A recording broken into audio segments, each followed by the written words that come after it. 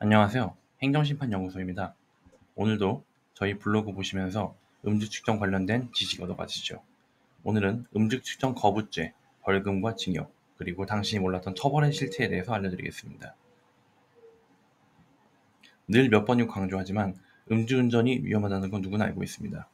그러나 그 경각심이 무너졌을 때 우리는 커다란 법적 리스크에 직면하게 됩니다. 최근에는 음주 단속 현장에서 음주 측정기 사용에 대해서 불응하는 사례가 증가하고 있습니다. 측정을 피하면 처벌을 피할 수 있을 거라는 오해에서 비롯된 행동입니다. 하지만 음주 측정 거부죄는 음주운전보다 오히려 더 무거운 처벌을 받을 수 있는 중대한 범죄입니다. 위험성이 얼마나 되는지 법적 구조와 구제를 위한 현실적인 조치까지 알아보시죠. 회사 회식 후 대리운전을 부르려다가 비용을 아끼기 위해 운전대를 잡은 A씨. 검문소에서 음주 측정기를 통해 측정을 요구받았지만 나 정상인이 필요 없다 이런 식으로 말을 하며 거부했습니다. 그 결과 음주 측정 거부죄로 추가되어 벌금 800만 원과 면허 취소 1년의 처분을 받았고 출퇴근이 어려워 회사에서도 그만둘 수밖에 없었습니다. 또 다른 경우에는 3년 전 음주운전 전력이 있는 B씨가 고객 접대 후 운전대를 잡고 사고를 냈습니다. 이전 경험을 떠올리며 음주 측정기 측정을 거부했지만 이로 인해 징역 1년 6개월, 집행유예 2년, 그리고 면허 취소 처분까지 받았습니다.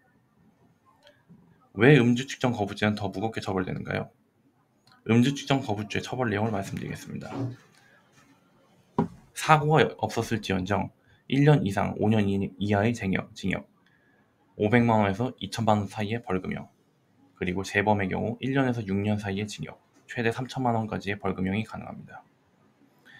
음주 측정 거부죄는 단순히 협조를 거부한 행위에 그치지 않고 초범과 재범 둘 다 가중처벌을 하고 있습니다. 여기서 주목해야 할 점은 음주 측정기의 불응한 행위는 향후 사고 예방을 위한 국가적 조치를 방해한 부분이기 때문에 더 가중되는 것입니다. 실제로 대법원 판례에선 음주 측정 거부죄와 음주운전죄를 실제적 경합으로 보기 때문에 형량이 최대 1.5배까지 가중될 수 있음을 명시하고 있습니다.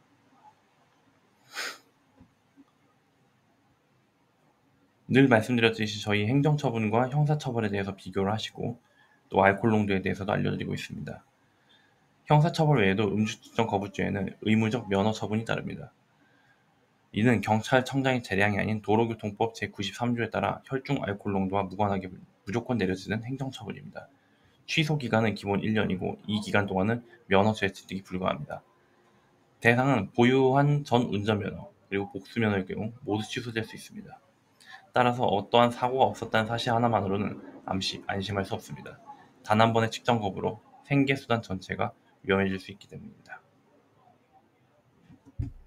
이미 음주 측정기 측정을 거부하신 상황이시라면 이제부터는 빠른 대응이 가장 중요합니다. 초범 또는 단순 실수의 경우 행정심판을 통한 면허 구제가 가능성이 있습니다. 반면 재범과 사고 동반, 고혈중 알코올 농도의 경우는 형사처벌의 가능성이 높아 변호사 조력을 포함한 종합적인 대응 전략이 필요합니다. 또한 반성문과 봉사활동 증빙 자료 등 진정성 있는 자료 제출은 선처와 구제의 필수적인 요소입니다. 행정심판연구소는 다음과 같은 방식으로 구제 전략을 제공합니다. 초범이거나 단순 행정처분 구제 등을 필요로 하실 때는 음주운전 구제 약 79만 원의 비용으로 시작합니다. 재범 그리고 또는 사고 동반 시 형사 전문 변호사와 협업해 전략을 수립하시는 걸 추천합니다. 반성문, 진술서, 탄원서, 봉사활동 계획서 등 저희 전문가들이 맞춤형으로 서류 제작을 해드리며 경찰 조사부터 행정심판까지 전 과정을 밀착 대응하게 됩니다. 초기의 대응이 곧 결과를 좌우합니다.